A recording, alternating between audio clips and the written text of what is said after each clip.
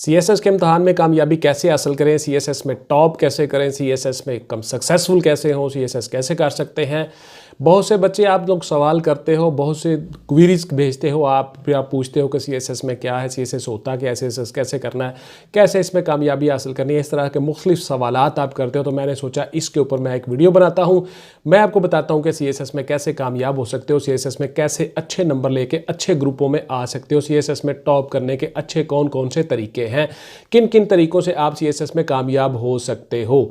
यह है जी मेरी आज की वीडियो। मैं हूं रजा बुखारी, आपसे मुखातिब, और आप देख रहे हैं बुखारी स्पीक्स यूट्यूब चैनल। इस चैनल पे मैं मुख्तलिफ ऐसी वीडियोस बनाता हूं जिसमें मैं आपके करियर के हवाले से मुख्तलिफ चीज़ें आपको बताता हूं। करियर ग्रूमिंग वीडियोस और सर्विस ओरिएंटेड वीडियोस में बनाता हूं, जिसमें मैं आपको मुख्तलिफ तरीके बताता हूं कि आप अपने सर्विस में, आप अपने करियर में अपनी सर्विस को शुरू करके किस तरह से मुख्तलिफ डिपार्टमेंट्स में, मुख्तलिफ महकमों में अपने अपने इंटरेस्ट के मुताबिक अपनी सर्विस जॉब का आगाज़ कर सकते हो। तो इससे पहले कि मौजू की तरफ आए जी, मैं आप लोगों को बताता हूं कि किस तरह आपने सीएसएस में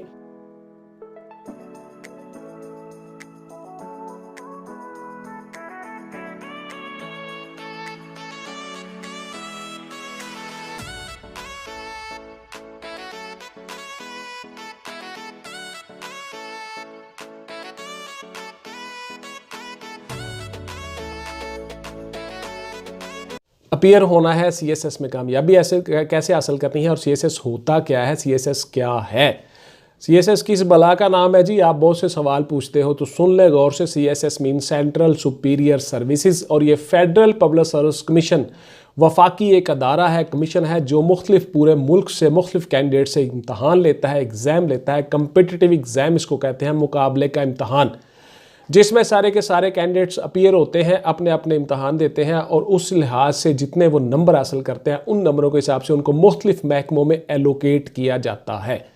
उन महकमों में एलोकेशन उनकी कैसे होती है, क्या क्राइटेरिया, उस पर मेरी बहुत सी वीडियोस पड़ी हुई हैं, वो गौर से देख लें। आपको मैंने अलग अलग हर चीज़ बताई हुई है। आज के इस मौजू में, आज के इस वीडियो में मैं आपको बताऊंगा कि आपने सीएसएस में अच्छे नंबरों में कैसे पास होना है, यानी सीएसएस में आपने किस तरह से सीएसएस में ज़्यादा कामयाबी हासिल करनी है। तो सबसे पहली बात व्यूअर्स अपने जहन में रख लें, नंबर 1 कि आपने एक टाइम टेबल, एक शेड्यूल बना लेना है कि इस टाइम टेबल, इस शेड्यूल के मुताबिक मैंने तैयारी करनी है और इस तरह से मैंने कामयाबी हासिल करनी है। उस टाइम टेबल और शेड्यूल की क्या अहमियत है, किस तरह से आप उसको डिफाइन कर सकते हो, किस तरह से आप उस पर अमल कर सकते हो, किस तरह से आप अपने गोल को हासिल कर सकते हो, उस टाइम टेबल के गिर्द ही ये सारी चीज़ें काउंट करती हैं और उसी के गिर्द ये सारी चीज़ें घूमती हैं। आपने हर चीज़ का एक शेड्यूल बनाना है कि इस टाइम पे मैंने इस्लामिक स्टडीज़ पढ़ना है, इस टाइम पे मैंने जनरल नॉलेज का तैयारी करनी है, इस टाइम पे मैंने करंट अफेयर्स तैयार करना है, इस टाइम पे मैंने फ़लाँ पढ़ना है। अपने सारे सब्जेक्ट्स को आपने टाइम देना है। उसके साथ साथ आपने जनरल नॉलेज की तैयारी करनी है, एवरीडे साइंस की तैयारी करनी है, और हर सब्जेक्ट के साथ आपने अटैच हो जाना है। टाइम टेबल के हिसाब से अपने आप को मैनेज करना है, टाइम टेबल से बाहर आपने बिल्कुल नहीं जाना, और इसी तरह से आपने अपनी नमाज का टाइम, कुरान का टाइम और हर चीज़ का एक टाइम मुकर्रर करना है।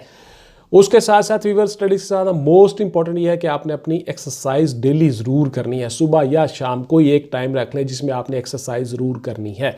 मोस्ट इंपॉर्टेंट है अपनी बॉडी के ऊपर भी काम करें, आपको फिजिकली भी फिट होना चाहिए, क्योंकि एक सेहतमंद जिस्म में ही एक सेहतमंद दिमाग होता है। आपके दिमाग को ज़्यादा खून पहुंचेगा, आप ज़्यादा अच्छी तरीके से तैयारी कर सकोगे और आप उसमें कामयाब हो जाओगे। दूसरे नंबर पे है जी एक अच्छे टीचर, एक अच्छी एकेडमी की ज़रूरत। आप ये मत समझिए कि मैं आपको अपनी तरफ बुला रहा हूँ या मैं आपको कुछ चीज़ें बता रहा हूँ कि आप ज़रूर एकेडमी, आप किसी भी एकेडमी में चले जाओ, किसी भी अच्छे टीचर के पास चले जाओ, अपने शहर में रिसर्च करो, ढूंढो कौन अच्छा टीचर है, कौन अच्छा रहनुमा है, कौन अच्छा उस्ताद है, वहाँ उसके पास चले जाओ। एकेडमी की टीचर की ज़रूरत हमेशा होती है, याद रखिएगा। आप यूट्यूब पे वीडियोस देख के बहुत सी चीज़ों का आपको पता चल जाता है, इल्म हो जाता है, लेकिन अप्रॉक्सीमेटली यूट्यूब पे ऐसे ही लोग बैठे होते हैं कि जिनको खुद कुछ नहीं पता होता।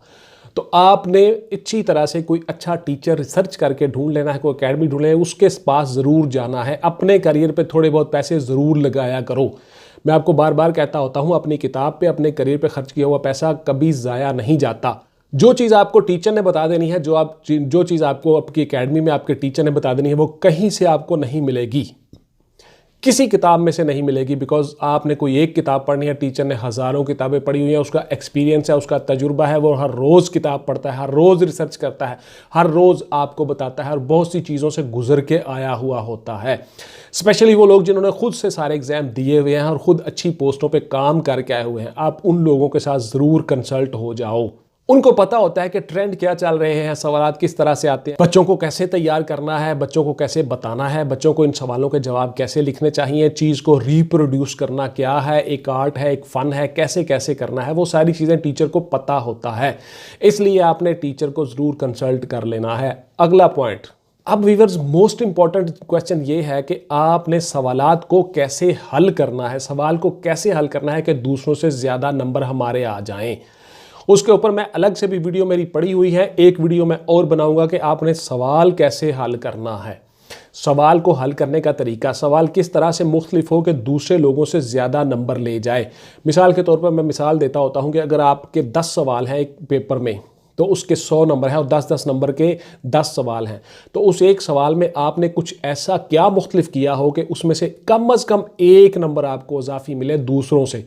कोई एक बंदा चेक कर रहा है पेपर, तो उन पेपर्स में से वो सारे के सारे 10 में से 7 नंबर दे रहा है सबको, 6-7 6-7, आपको वो 8 या 9 नंबर दे, यानी हर नंबर में आपका हर सवाल में आपका एक नंबर बढ़ता जाए और इस तरह से आपके उस पेपर में 10 नंबर ज़्यादा होंगे दूसरे बच्चों से।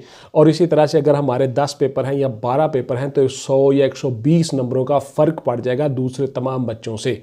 तो उसमें हमने एक नंबर की कंपीट करना होता है, एक नंबर के लिए स्ट्रगल करनी होती है। तो इसलिए आपने सवालात को अच्छी तरह से हल करना है ताकि हर सवाल में से हमें एक नंबर इजाफी ज़रूर मिले।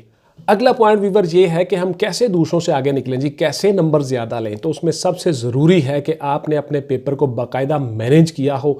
3-4 चीज़ें मैं बता देता हूं, उनको गौर से ज़हन में रखिए कि आपने हमेशा अपने सवालात को पैराग्राफ की सूरत में हल करना है जी, और पैराग्राफ को साइडों से लाइनें बराबर रखनी है हर सूरत। उसके साथ साथ आपने हर लफ्ज़ के दरमियान भी थोड़ा थोड़ा स्पेस फासला रखना है और हर सेंटेंस और पैराग्राफ की सूरत में लिखना है। आपने कभी एक सीक्वेंस में सीधा नहीं लिखना। उसके साथ साथ आपने जो हेडिंग्स देनी है उन हेडिंग्स को आपने मार्कर के साथ आखिर पे जाके अंडरलाइन ज़रूर करना है, बोल्ड और नुमाया हो जाएंगी। और पैराग्राफ में के साथ साथ आपने कुछ कोटेशंस भी लिखनी है उन सवालात में, और उन कोटेशंस को डबल कॉमों के अंदर, इन्वर्टेड कॉमास के अंदर लिखना है मार्कर के साथ, ऊपर से और नीचे से एक लाइन छोड़ के।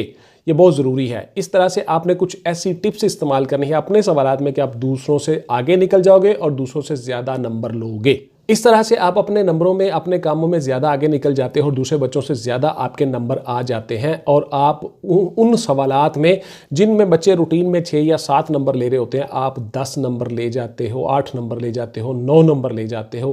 कुछ सवालात ऐसे होते हैं जिनमें आप पूरे मार्क्स भी ले जाते हो। इस तरह से आप दूसरे बच्चों से आगे निकल जाते हो। अगला पॉइंट, बहुत से बच्चे सवाल करते हैं जी हम पढ़ाई को सर कितना टाइम दें कि हम कामयाब हो जाएं। तो बेटा पढ़ाई को आपने उतना टाइम देना है जितना टाइम आप मैक्सिमम दे सकते हो। यानी आपने अगर फ़र्ज़ किया 8-10 घंटे आप पढ़ते हो तो उसमें 10 घंटे को आपने हर रोज़ बढ़ाते जाना है।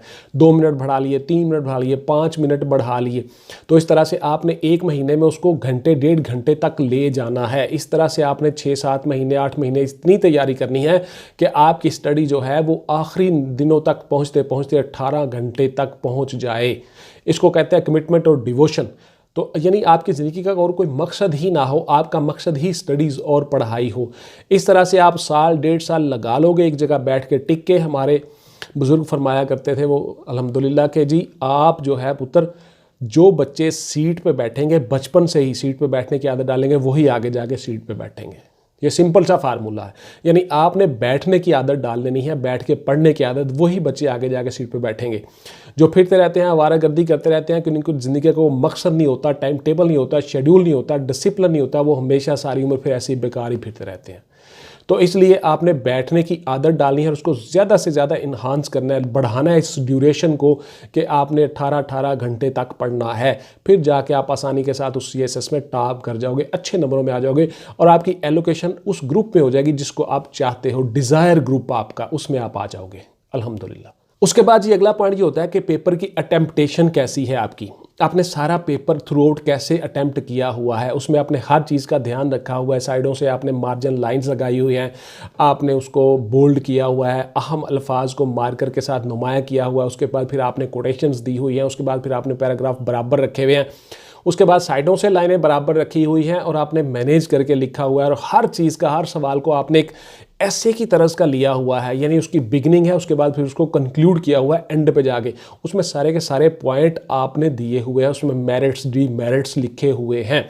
तो ये मेरी अलग से वीडियो भी आ जाएगी कि आपने एक सवाल को किस तरह से सम अप करना होता है, किस तरह से आपने बनाना होता है उस सवाल को मुकम्मल, कि वो सवाल जो 20 नंबर का अगर हमारा सवाल है मिसाल के तौर पर, तो बाकी सारे बच्चों को उसमें से 13, 14, 12 मिल रहे हैं, तो हमें उसमें से 17, 18, 16 नंबर ज़रूर मिले।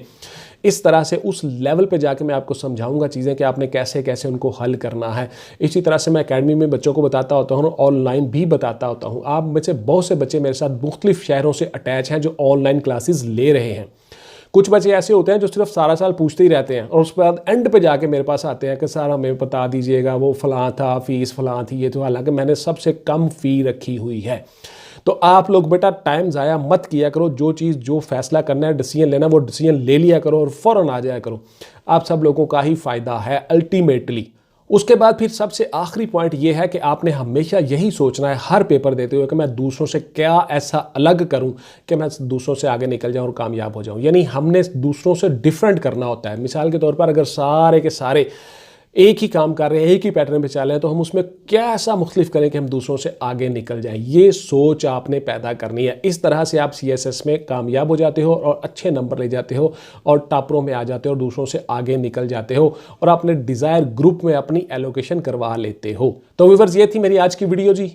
इसमें मैंने आपको तमाम वो चीज़ें तरीके बता दिए। इंशाल्लाह ताला अकेडमी में ऑनलाइन भी हर चीज़ बता दूंगा। आप लोग मेहनत कीजिए, कामयाब होइए और अपने डिज़ायर ग्रुप में अपनी एलोकेशन ज़रूर करवाइए। Thank you very much. इंशाल्लाह ताला मिलते हैं किसी अगली वीडियो में नए टॉपिक और नए मौजू के साथ। टिल देन टेक केयर, अल्लाह हाफिज़ एंड गुड बाय। पाकिस्तान जिंदाबाद।